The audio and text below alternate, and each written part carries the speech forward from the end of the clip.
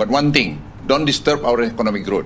So whatever it is, because at the end, we have to create job opportunity for the people of Indonesia. Similar also to the other ASEAN countries.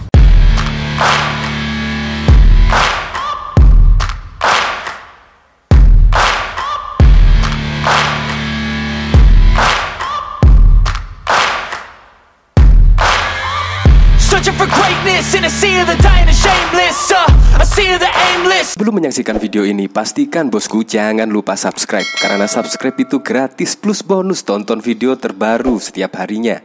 Jangan lupa ya. Dari video ini pasti Anda juga bisa menyimpulkan ya bagaimana peran Luhut dalam pertumbuhan ekonomi di Indonesia. Bayangkan, Pak Luhut pasang badan, yaitu di mana pesan yang disampaikan Luhut ini bikin saya merinding. Dan bahkan juga menitipkan pesan kepada AS, yaitu jangan ganggu pertumbuhan ekonomi di Indonesia. Seperti ini. But anything you advise to us, we very welcome. But one thing, don't disturb our economic growth. So whatever it is, because at the end, we have to create job opportunity for the people of Indonesia. Similar also to the other ASEAN countries. Keren kan? Yaitu demi Indonesia Pak Luhut sampai ngomong seperti ini di depan utusan AS secara langsung. Ini sungguh keren sekali. Yaitu di mana pertumbuhan ekonomi jangan diganggu karena Indonesia akan membuka lapangan pekerjaan bagi rakyatnya. Ini bahkan juga ditanggapi oleh Denny Siregar. Banyak yang gondok. Karena Pak Jokowi sering sekali serahkan banyak persoalan kepada LBP. Ya contoh konkretnya kemarin soal pencegahan pandemi COVID-19, di mana Luhut ditugaskan mengawal ketat PPKM yang diterapkan di Indonesia. Itu terbukti ampuh, yaitu Luhut pasang badan untuk menangani pandemi ini. Terbukti sukses dan negara-negara juga mengakui penanganan pandemi di Indonesia jempolan. Di video ini menegaskan siapa LBP dan kenapa memang dia yang pantas menerima banyak tugas sulit dari Jokowi. Banyak jenderal di negeri ini, tetapi sedikit yang seperti LBP yang seperti tidak ada takutnya. Apalagi Presiden Joko Widodo juga tidak pernah takut ya, yaitu demi mensejahterakan rakyatnya, demi pertumbuhan ekonomi di negara Indonesia ini. Tidak ada takutnya. Yang ditakuti cuma yang di atas saja. Itulah kerennya. Makanya Presiden Joko Widodo menjalankan program-programnya, menjalankan tugas-tugasnya di pemerintahan ini ya mengalir tanpa ada gangguan sedikit pun. Ya paling-paling ya kritikan kepada Presiden Joko Widodo ya hutang. Kalau nggak utang ya TKA dari Cina. Ya itu sajalah. Nah dari sini coba kita lihat komentar-komentarnya ya. Yang ngoceh paling si Didu, Ramli, dan Refli bang. Orang-orang sekolah yang gagal cerdas. Sudah bisa ditebak lah. Yang kritik ya orang-orang itu saja. Gagal cerdas tapi berhasil memupuk kedengkian yang menjadi sarang penyakit dalam dirinya. Karena Pak Jokowi tulus membela rakyat. Jadi orang di sekelilingnya Pak Jokowi pun ikut membela rakyat. Orang baik pasti sekelilingnya orang baik juga. Cocok tuh demi Indonesia nggak ada urusan dengan negara luar. Dari berita ini, yaitu dari CNBC, yaitu Luhut titip pesan ke AS jangan ganggu pertumbuhan ekonomi Indonesia. Nah dari sini Menteri Koordinator Kemaritiman dan Investasi Luhut Binsar Panjaitan mengeluarkan pernyataan tak terduga terhadap Amerika Serikat, berisi peringatan keras yang disampaikan dalam pertemuannya dengan utusan khusus Presiden AS bidang iklim John Kerry. Dalam pertemuan itu dia menitip pesan untuk tidak mengganggu pertumbuhan ekonomi Indonesia.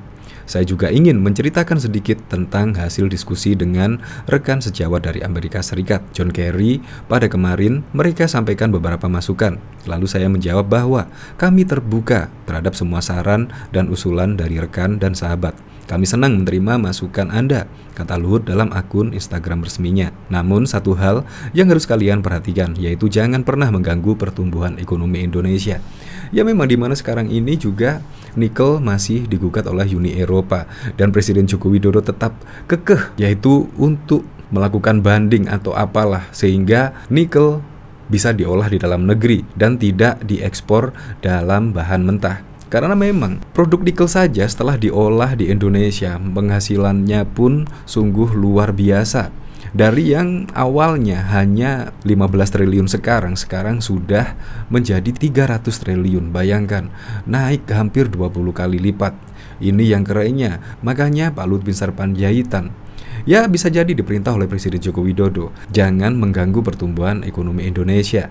di mana saat ini nikel di stop ekspornya, di stop ekspor bahan mentahnya, dan sekarang diolah, dan yang paling penting adalah menyerap lapangan kerja bagi masyarakat Indonesia. Itu yang penting.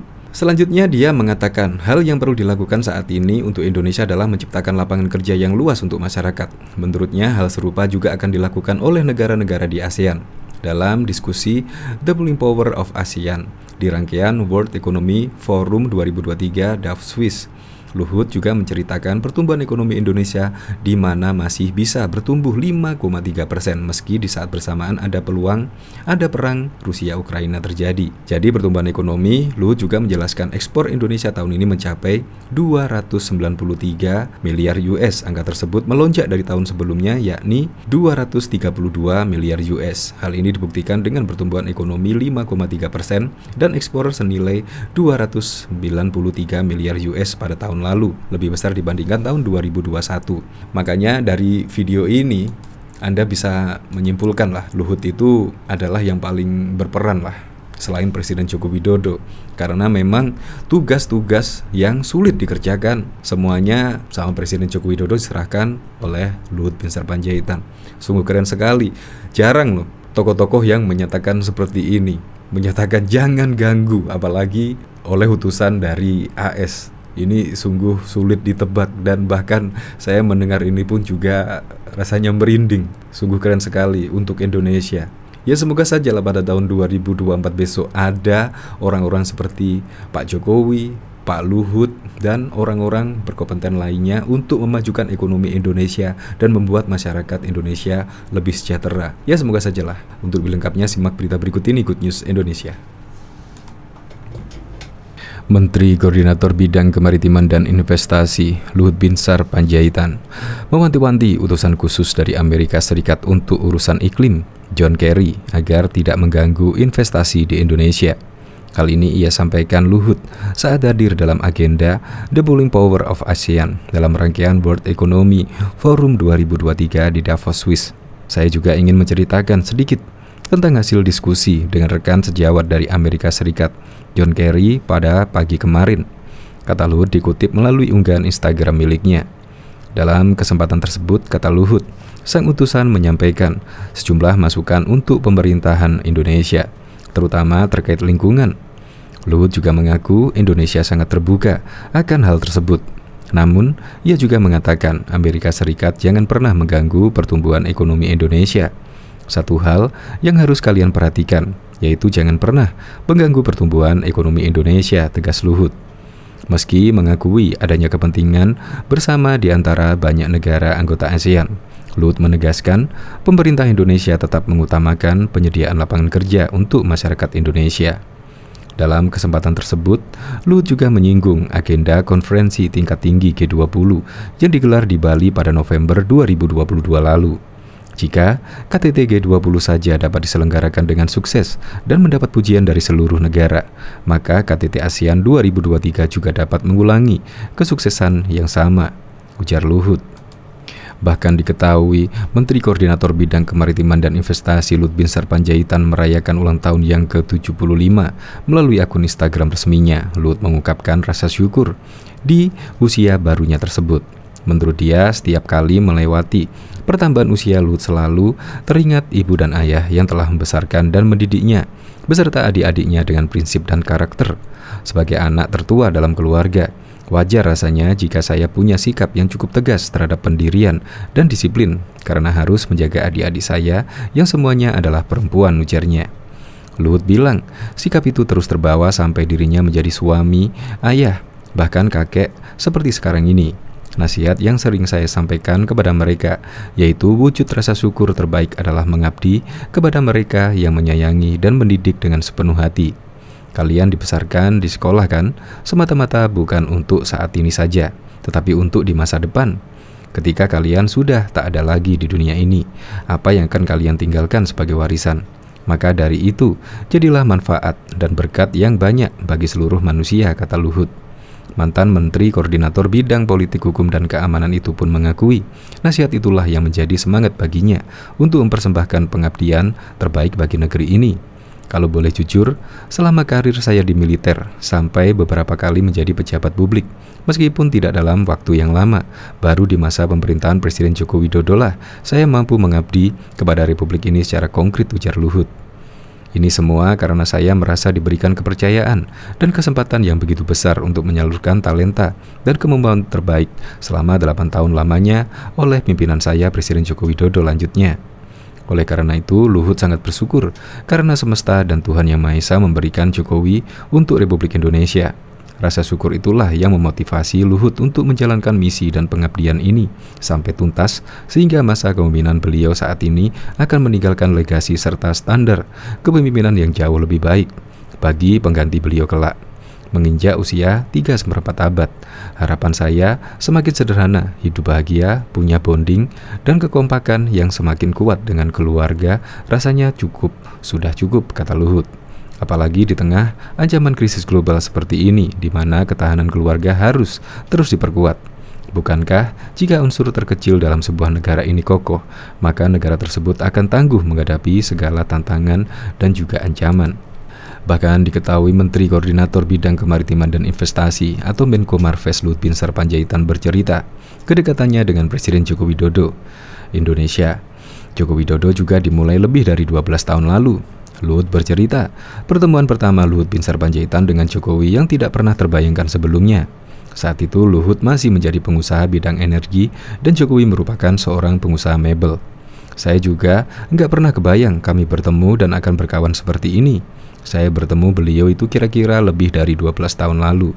Ya, waktu itu saya jadi pengusaha, beliau juga pengusaha mebel, saya pengusaha energi, kata Luhut Binsar Panjaitan dalam live streaming Genset dan Menko Marves Luhut Binsar Panjaitan yang diadakan liputan6.com pada Kamis 24 Oktober yang lalu.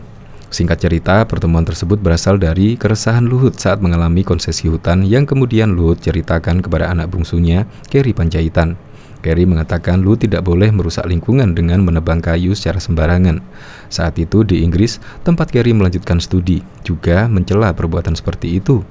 Dad, kamu jangan ya, sampai merusak lingkungan gitu. Motong-motong kayu itu nanti nggak bagus buat lingkungan.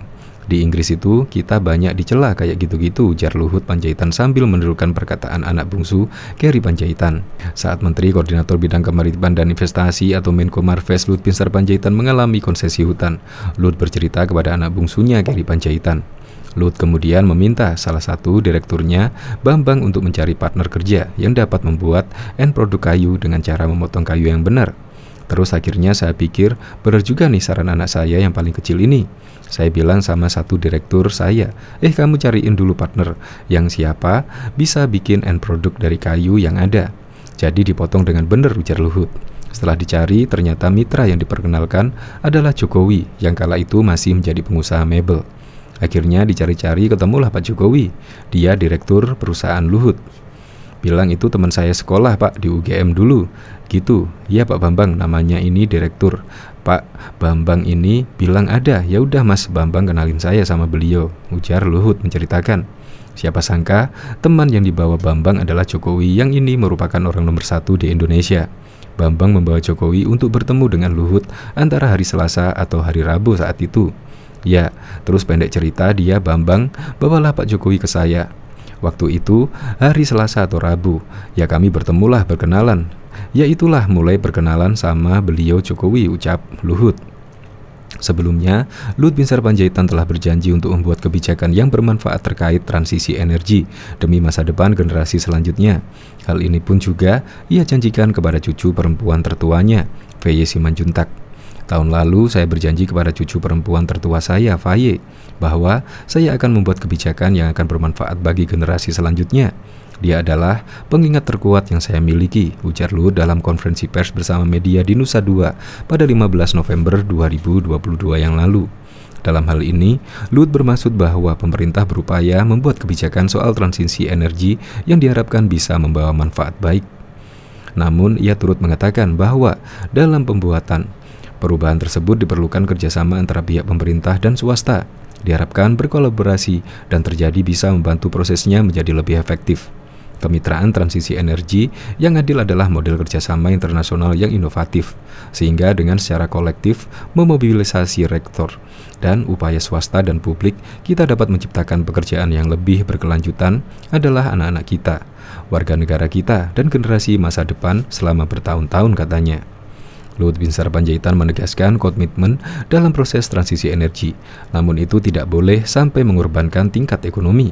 Dia mengatakan kalau perubahan iklim merupakan keadaan darurat global, isu internasional ini menurutnya tak bisa lagi diabaikan. Dalam perubahan iklim dunia saat ini, perubahan iklim merupakan keadaan darurat global, isu internasional yang tidak bisa kita abaikan lagi. Sebagai negara kepulauan terbesar di dunia, Indonesia memiliki peran penting dalam menghindari dampak terburuk perubahan iklim terhadap negara kita atau manusia dan lingkungan, kata dia dalam konferensi pers di Bali yang terpantau secara virtual. Bahkan Menteri Koordinator Kemaritiman dan Investasi Luhut Binsar Panjaitan menceritakan pertemuan dengan utusan khusus pemerintah Amerika Serikat terkait masalah iklim. John Kerry, pertemuan itu berlangsung di sela-sela ajang World Economic Forum di Davos, Swiss pekan ini. Kepada mantan Menteri Luar Negeri AS itu, Luhut menegaskan Indonesia terbuka terhadap masukan dari negara-negara sahabat. Namun satu hal yang perlu diingat, jangan sampai mengganggu ekonomi Indonesia. Saya juga ingin menceritakan sedikit tentang hasil diskusi dengan rekan sejawat dari Amerika Serikat, John Kerry. Mereka menyampaikan beberapa masukan. Lalu saya menjawab bahwa kami terbuka terhadap semua saran dan usulan dari rekan dan sahabat. Kami senang menerima masukan. Namun satu hal yang harus kalian perhatikan, yaitu jangan pernah mengganggu pertumbuhan ekonomi Indonesia, tegas Luhut dikutip dari akun Instagram Luhut Binsar Panjaitan. Menciptakan lapangan kerja yang luas bagi masyarakat Indonesia adalah hal yang mutlak, dan saya yakin negara-negara ASEAN lain juga memiliki pendapat yang sama, sambung mantan Menko Polhukam itu. Luhut menambahkan Indonesia saat ini memegang kepemimpinan ASEAN dan mengangkat tema ASEAN Matter, Epicentrum of Growth. Tema ini sejalan dengan keberhasilan Indonesia dalam menyelenggarakan presidensi G20 pada 2020 yang lalu. Hal ini, kata Luhut, dia sampaikan kepada delegasi yang hadir dalam diskusi The Polling Power of ASEAN dalam rangkaian World Economic Forum 2023 yang berlangsung di Davos, Swiss. Selain itu, walaupun situasi di Ukraina masih tidak pasti, Indonesia dengan jumlah penduduk 282 juta jiwa masih dapat mengatasi gejolak ekonomi global. Buktinya pertumbuhan ekonomi 5,3% dan ekspor senilai 293 miliar US pada tahun lalu, lebih besar dibandingkan tahun 2021 yang hanya 232 miliar US. Belum lagi komitmen investasi bilateral senilai 71 miliar US yang diterima Indonesia dari KTT G20 pada tahun 2022. Semakin meningkatnya kepercayaan baik dari segi negeri maupun dunia internasional, tutur Luhut Binsar Panjaitan.